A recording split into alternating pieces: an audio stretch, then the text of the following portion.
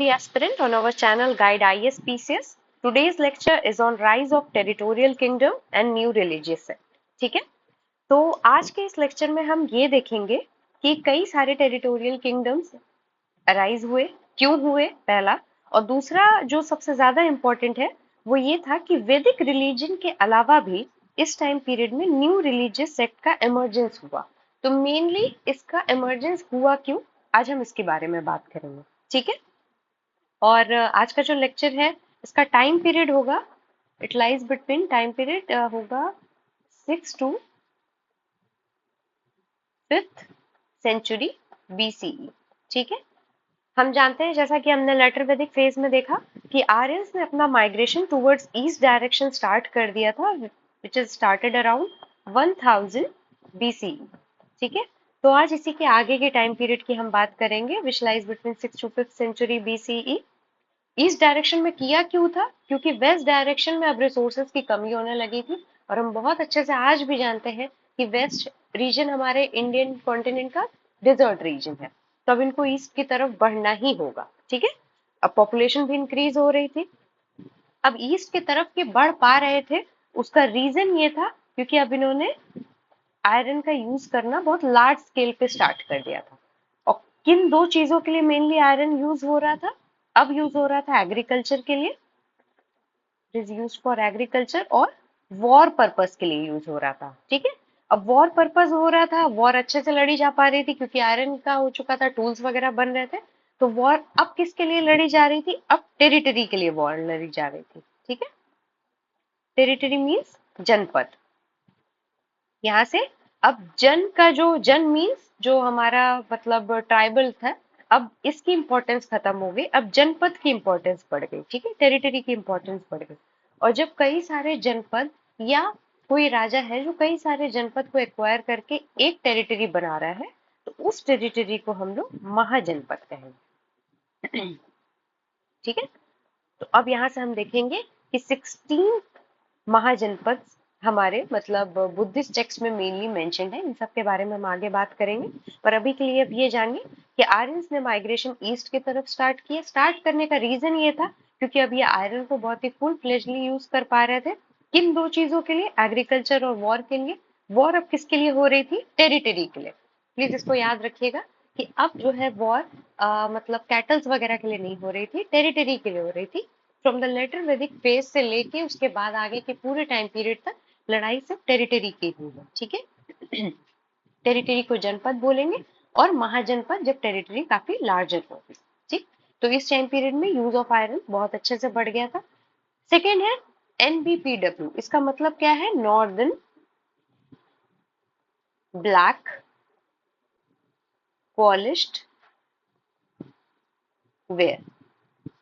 ठीक है, तो NBPW का यूज बढ़ गया था। ये होता क्या है, जो पॉटरी होती है जब वो ब्लैक कलर की होती है और बहुत शाइनी सी होती है, काफी ग्लॉसी होती है, ये इस टाइप की पॉटरी अब इस टाइम से मिलने लगी थी। और सिर्फ पॉटरी ही नहीं, कई सारे यूटेंसिल्स जैसे प्लेट है, जग है, ये सब भी पाए जाने लगे थे, वो इसी टाइम पीरियड से स्टार्ट हो गए थे। ठीक है, और हाँ एक ये भी बात है कि ये जो NBPW है ये रूरल रीजन्स में नहीं पाया जाता था, ये मेनली अर्बन या प्रोटो अर्बन रीजन्स में पाया जाता था। ठीक है, अब अर्बन रीजन्स को हम सब जानते हैं क्या होता है, प्रोटो अर्बन क्या होता है। प्रोटो अर्बन वो रीजन होते हैं हमारे, प्रोटो अर्बन रीजन जो है वो इसी टाइम ड्यूरेशन से ही मतलब आने लगे थे सिग्निफिकेंस में। ठीक है, प्रोटो अर्बन रीजन हमारे वो होते हैं जो पूरी तरह से रूरल भी नहीं है, बट पूरी तरह से फुल्ली अर्बनाइज्ड भी नहीं है। यहाँ पे मेनली क्या होता था, ट्रेड प्रैक्टिसिंग होती थी। ठीक है, मतलब शॉप्स होती थी, मार्केट्स लगी होती थी। ठीक है, ये सब की जहाँ पे बहुत अच्छे से प्रैक्टिसिंग होती थी, उन एरियाज को प्रोटो अर्बन एरियाज कहते थे। ठीक है, इसका सबसे बढ़िया एग्जांपल है कौशाम्बी। ये जो कौरवास थे जो कि महाभारत में जिनका मेंशन हुआ है, ये यहीं पे जाके हस्तिनापुर के बाद कौशाम्बी में जाके ये बसे थे। ठीक है, तो ये रीजन हमारा प्रोटो अर्बन रीजन था उस टाइम का।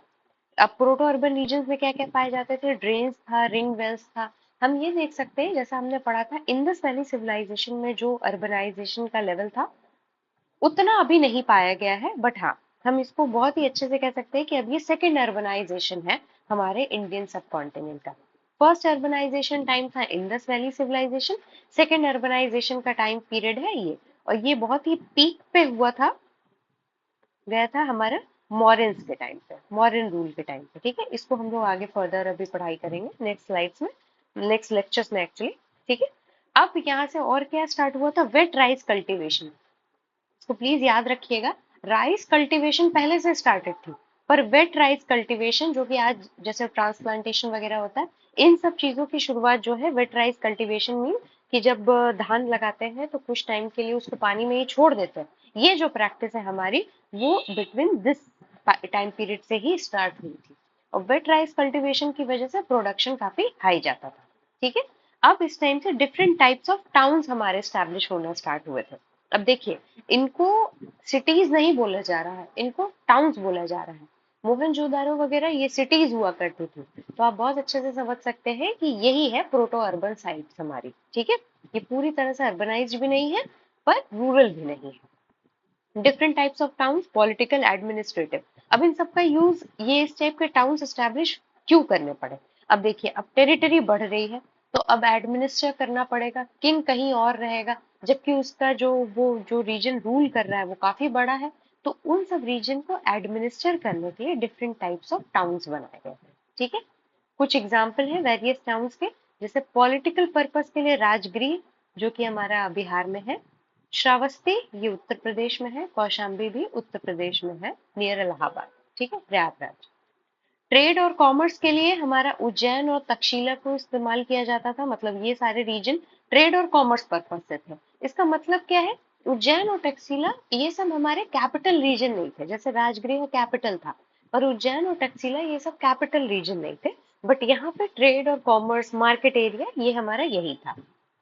होली सेंटर वैशाली, ये नॉर्थन बिहार में है। ठीक है, वैशाली क्यों होली सेंटर है, क्योंकि जैनिज्म, बुद्धिज्म, इन सब के काफी ट्रेसेस यहाँ वैशाली में पाए गए। दूसरा काशी। ठीक है, ये सब हमारे होली सेंटर्स हैं और इम्पोर्टेंट सेंटर्स हैं। अब ये सब सेंटर एग्जिस्ट कर रहे हैं, और ये महाजनपद, जनपद, ये सब की जो पूरे मतलब हमारे टेक्सचुअल प्रूफ हैं वो किन में है, महाभारत में है, रामायण में है। त्रिपिताका, त्रिपिताका अभी के लिए सिर्फ इतना जान लीजिए कि ये बुद्धिस्ट टेक्स्ट है, त्रिपिताका बुद्धिस्ट टेक्स्ट है, और दूसरा पाली लैंग्वेज में लिखे गए थे। ठीक है, अभी के लिए आप सिर्फ इतना जान लीजिए, बाकी आगे हम इसकी डिटेल में पढ़ाई करेंगे। और कुछ ग्रीक अकाउंट्स हैं, जैसे कि आर्यन बोला गया, आर्यन, इनमें भी मतलब मेंशन्ड है कि ये सब महाजनपद और ये सब हमारे जो रीजन्स हैं वो एग्जिस्ट करते थे। ठीक है, अब यहाँ से बात क्या शुरू होगी, अब जब आपकी टेरिटरी बड़ी हो गई है तो लॉ एंड ऑर्डर को मेंटेन करना होगा। ठीक है, अब ये किसको करना है, ये किंग को करना है। लॉ एंड ऑर्डर अगर मेंटेन करना है तो किंग को कुछ पर्सन हायर करने पड़ेंगे। ठीक है, अब हायर करना है तो इनको सैलरी देनी पड़ेगी, तो अब यहाँ से टैक्स का फुल प्लेज्ड कलेक्शन स्टार्ट हो गया था। इसके पहले भी टैक्स कलेक्शन होता था वैदिक फेज में, पर वो वॉलेंटरी था। लेटर वैदिक फेज में भी वो एक हद तक वॉलेंटरी ही था, बट यहाँ से अब ये कंपल्सरी बन चुका था टैक्स कलेक्शन। ठीक है, यहाँ से अब टैक्स कलेक्शन कंपल्सरी है। क्यों कंपल्सरी था, क्योंकि अब पर्सन को हायर करना है, इतना बड़ा रीजन है, अब इसको एडमिनिस्टर करने के लिए किंग को उसको सैलरी देनी पड़ेगी, तो अब उनको टैक्स कलेक्ट करना ही पड़ेगा अपने लोगों से। ठीक, इसके बाद 16 महाजनपदास का मेंशन हुआ है, मेंशन मेनली महाभारत में और 16 के नाम जो है वो पूरे मेंशन है हमारे बुद्धिस्ट टेक्स्ट में। ठीक है, तो यहाँ से ये बात पता चली कि इस टाइम पे 16 महाजनपदास एग्जिस्ट कर रहे थे। अब हम देख लेते हैं कि वो 16 महाजनपदास है कौन कौन से। ये इंपॉर्टेंट इसलिए है क्योंकि नाम देके कभी भी पूछा जा सकता है क्वेश्चन में कि इनमें से कौन से महाजनपदास है या नहीं है, तो इनको आपको याद करना पड़ेगा। अभी आगे याद करने का मेथड बता देंगे, बट फिलहाल के लिए इसको मैप में देखिए, क्योंकि कभी ये भी हो सकता है कि नॉर्थ टू साउथ या ईस्ट टू वेस्ट इसको अरेंज भी करना पड़े।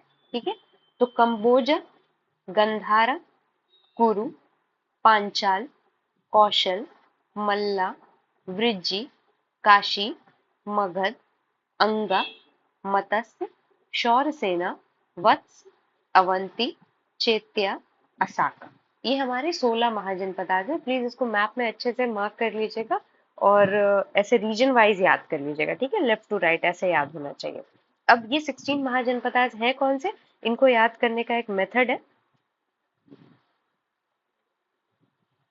K4, M3, A3, V2 और अदर 4 है, अभी इसको बाद में देखते हैं। K4 मीन्स काशी, कौशल, कुरु, कंबोज। M3 है मगध, मत्स्य, मल्ला। A3 है अंगा, अवंती, असाका। V2 है वत्स, वज्र। और अदर 4 कौन से हैं? पांचाल, सौरसेना, चेदी और गांधार। ठीक है, अब इसको ऐसे करके याद कर सकते हैं। K4, M3, A3, V2 और अदर 4 है पांचाल, सौरसेना, चेदी, गांधार। इनको प्लीज मैप में भी स्पेशली लोकेट करके याद करिएगा। ठीक है, अब हम आगे बढ़ते हैं। अब हम ये देखते हैं कि जो इस टाइम के महाजनपदास थे वो मेनली दो ग्रुप्स में डिवाइडेड थे। ठीक है, पहला था गण संघ, ये फर्स्ट है, मतलब महाजनपदास दो और मतलब उसमें क्लासिफाइड हुए थे। गण संघ टाइप होता था या तो मोनार्कीज टाइप होता था। ठीक है, अब हम पहले समझ लेते हैं कि गण संघ क्या है। गण संघ में मेनली होता क्या है कि आज के टाइम से अगर हम इसको रिलेट करें, हम जानते हैं कि आज ज्योग्राफिकली हम लोग कॉन्स्टिट्यूएंसी डिवाइड करते हैं, हर एक कॉन्स्टिट्यूएंसी के मेंबर ऑफ पार्लियामेंट होते हैं।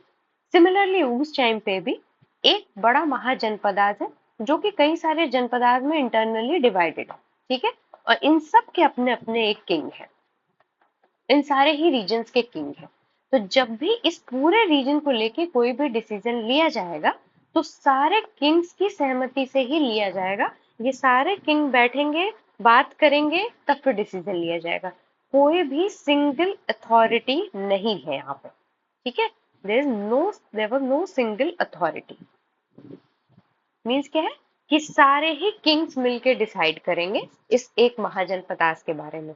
जब कोई भी महाजनपदास ऐसे रूल हो रहा है तो उसको गण संघा टाइप बोलेगा। ठीक है, अदरवाइज क्या था, मोनार्कियल सिस्टम था। ये अपने नाम से ही एकदम क्लियर है कि मोनार्कीज में क्या होता था, वन किंग ओनली। ठीक है, there was only one king और यही सारे डिसीजन लेगा। ऑल्दो इनको एडवाइस करने के लिए सभा या परिषद ये होते थे। ठीक है, जैसे आज के टाइम पे काउंसिल होते हैं, तो ये सभा या परिषद होते थे, पर इनका जो नेचर था वो पूरी तरह से एडवाइजरी था। किंग एक होल एंड सोल अथॉरिटी था जो इस रीजन को लेकर डिसीजन ले सकता था। और पर गण संघा टाइप में ऐसा कुछ नहीं है, कोई भी एक होल एंड सोल अथॉरिटी नहीं थी, सारे ही किंग्स मिल के डिसीजन लेते थे। ठीक है, तो पढ़ते हैं गण संघा not under single decision making authority of king but decision were taken by collective basis. ठीक है, कलेक्टिव बेसिस पे ही यहाँ पे डिसीजन लिया जाता है। At the same time monarchies में क्या होता था, सिंगल सिस्टम, मतलब सिंगल किंग होता था, वही डिसीजन लेगा। दूसरा हम ये दे सकते हैं कि मोनार्कीज में वैदिक ऑर्थोडॉक्सी फॉलो होती थी ज्यादा। गण संघा जो होते थे हमारे, जो ये रीजन है, ये जरूरी नहीं कि वैदिक रिचुअल्स या जिसे कहते हैं कि जो भी हवन वगैरह सैक्रिफिशियल सेरेमनीज थी वो ये परफॉर्म कर ही रहे हो, ये मैंडेटरी नहीं था। पर मोनार्कियल सिस्टम में किंग्स वैदिक ऑर्थोडॉक्सी को फॉलो करते थे। ठीक है, प्रीस्टली क्लास एंजॉय करती थी हायर स्टेटस मोनार्कीज में, पर गण संघा टाइप में प्रीस्टली क्लास एज सच कुछ भी ऐसी पोजीशन एंजॉय नहीं करती थी। ठीक है, और ये जो मोनार्की यानी किंग होते थे वो सभा या परिषद की एडवाइजरी से ही आगे काम कर पाते थे। अब जैसा कि अभी हमने इसके पहले वाली स्लाइड में देखा कि टैक्स कलेक्शन अब मैंडेटरी हो गया था, तो अब हम ये देख लेते हैं कि कौन से दो तरीके के मेन टैक्सेस थे इस टाइम पे। पहला बलि नाम से था, बलि टैक्स। ऑल्दो इसका नाम हम लोग ने वैदिक में भी पढ़ा है, बट अब बलि टैक्स का अगर नाम लिया जा रहा है तो इसका मतलब क्या है कि मान लीजिए कोई हमारे वो जो है क्या कहते हैं कि कोई किसान है, ठीक है, कोई भी फार्मर है, वो कितना रीजन कल्टीवेट कर रहा है। फॉर एग्जाम्पल वो 1 हेक्टेयर अगर रीजन कल्टीवेट कर रहा है तो ये जो 1 हेक्टेयर पे टैक्स लगाया जाएगा उसको बलि कहते थे। ठीक है, अब इसके अलावा भाग टैक्स नाम था। भाग क्या होता था, आप कितना प्रोड्यूस कर रहे हैं। मेनली मान लेते हैं कि अगर 2 क्विंटल्स प्रोड्यूस हो रहा है तो अब इस 2 क्विंटल पे जितना टैक्स लगाया जाता है, मान लेते हैं 2 क्विंटल्स राइस प्रोड्यूस हुआ, तो अब इस 2 क्विंटल पे जो टैक्स लगाया जाएगा उसको भाग कहते हैं। और 1 हेक्टेयर यानी एरिया ऑफ प्रोडक्शन पे जो टैक्स होगा वो बलि है, और जो आपने टोटल प्रोड्यूस किया है उस पे जो टैक्स है वो भाग है। ठीक है, इसके अलावा और भी टैक्सेस होते थे, कर या शुल्क बोलते थे। ये मेनली जो कि क्राफ्ट्समैन वगैरह है उन सब पे लगाया जाता था, कर शुल्क ये सब भी नाम होते थे। बट जो दो इम्पोर्टेंट थे वो बलि और भाग थे। ठीक है, ये हमारा जो नाम है जो कि रिच लैंड ओनर का गृहपति, ये हमारा लेटर वैदिक फेज से ही चलता चला आ रहा है और अभी भी इनको यही कहेंगे। अब जो गृहपति है, अब चूंकि ये रिच लैंड ओनर है, रिच लैंड ओनर मीन्स अब इनके पास लैंड काफी ज्यादा है, जो एरिया है लैंड का वो काफी ज्यादा है इनके पास, तो अभी खुद कल्टीवेट नहीं कर सकते, तो इनको हायर करना पड़ेगा। तो ये जिनको हायर करेंगे वो मेनली क्या होंगे, ये लैंडलेस लेबरर होंगे डेफिनेटली। ठीक है, देवर लैंडलेस। ठीक है, तो तभी ये इन लेबर्स को हायर करेंगे, क्योंकि लैंड होती तो ये अपने ही लैंड पे काम कर रहे होते ना। तो जिनको लैंड हायर कर रहे हैं लैंड पे काम करने के, उनको दासाज ये कर्म काराज बोलते हैं। ठीक है, और आप ये भी अब आप अच्छे से समझ गए होंगे अब तक की साइज देखिए कि दासाज और कर्म काराज जो कि लैंडलेस है, तो they mainly belong to two sects, either they were Vaishyas और शूद्रास। ठीक है, तो दासाज और कर्म काराज ये ऊपर के हायर दो वर्णास नहीं होते थे, ये मेनली वैश्यास और शूद्रास होते थे, और रिच लैंड ओनर को गृहपति बोलते थे। सिमिलरली स्मॉल लैंड ओनर को कृषक बोलते थे, कृषकार। आज भी हम लोग कृषि वर्ड जानते हैं क्या होता है, ठीक है ना। ये जो कृषि है ये मेनली रिलेटेड टू किसान वगैरह, ये वर्ड यहीं से आया है। ठीक है, तो कृषक बोलते थे स्मॉल लैंड ओनर्स को, और रिच लैंड ओनर्स को गृहपति। स्मॉल लैंड ओनर्स है, स्मॉल है, तो ये किसी को भी हायर नहीं करेंगे। इट मीन दासाज और कर्मकारा जिन दूसरे खेतों में काम करते थे वो गृहपति के होते थे। ठीक है, ये जो टर्मिनोलॉजी है ना ये इंपॉर्टेंट है कि गृहपति किनको डिजिग्नेट करते थे, कृषक किनको बोलते थे, दासाज और कर्मकाराज किनको बोलते थे। एग्जाम में आ चुके हैं कई स्टेट पीएससी के। ठीक है, इसके बाद हम आगे देख लेते हैं कि शूद्रास जो है वही कल्टीवेटर या आर्टिसन होते थे, अभी एग्जैक्टली हमने बताया। और ये फोर्थ पॉइंट ये हम देखेंगे कि अनटचेबल्स का राइज, ऑल्दो ऐसा नहीं है कि अनटचेबल्स इसके पहले नहीं बने थे, बट इसके पहले मेनली क्या होता था, फोर वर्णा सिस्टम ही था, फोर वर्णा सिस्टम ही फॉलो होता था। But from now onward this four varna ये एज इट इज रहा, इसमें एक का एडिशन और हुआ, वो अनटचेबल्स हुए। अब अनटचेबल्स ये और भी मीनियल जॉब करते थे। ये मेनली क्या करते थे कि एनिमल की स्किन को रेयर करते थे। ठीक है, इनको लोग अपने यहाँ पे काम वगैरह करने के लिए नहीं रखते थे। जैसे ये जो दासाज है ये शूद्रास थे, पर ये दासाज अनटचेबल्स नहीं होते थे। ठीक है, अनटचेबल्स मेनली और मीनियल काम, जैसे डेड है, कोई डेड वंस है तो उनकी जो भी पूरी एक लास्ट रिचुअल्स होता था वो यही देखते थे। ठीक है, एनिमल स्किन को रेयर करते थे, कारपेट्स वगैरह बनाते थे, वो ये अनटचेबल्स करते थे। और ये मेनली इसीलिए एरिया के फार फ्लंग रीजन्स में रहते थे। जैसे मान लीजिए ये जनपदास है, तो ये जनपदास के इस रीजन में रहते थे, इनको सेंटर में या कहीं और रहने की मतलब इजाजत नहीं थी। ठीक है, ये हमेशा फार फ्लंग रीजन्स में रहते थे, तो इनका मेनली ये जो एग्जिस्टेंस है ये इस टाइम पीरियड से स्टार्ट हुआ। It means mainly between 5th to 6th century BCE. अब हम आगे देखते हैं जो कि सबसे इंपॉर्टेंट स्लाइड है। इस टाइप के क्वेश्चन मेनली मेंस में आ सकते हैं। ठीक है, तो अब हम ये जानते हैं कि हेट्रोडॉक्स सेक्ट का इमर्जेंस इस टाइम से स्टार्ट क्यों हुआ। इमर्जेंस स्टार्ट हुआ बिटवीन, फिर से time period 6th to 5th century BC. Start होने के रीजन क्या थे, सबसे पहले हेट्रोडॉक्स सेक्ट क्या होते थे, तो आप इनको ऐसे समझ लीजिए, हेट्रोडॉक्स सेक्ट्स वो होते हैं जो कि जो हमारे अब तक के रिचुअल्स चले आ रहे थे वैदिक, those which do not follow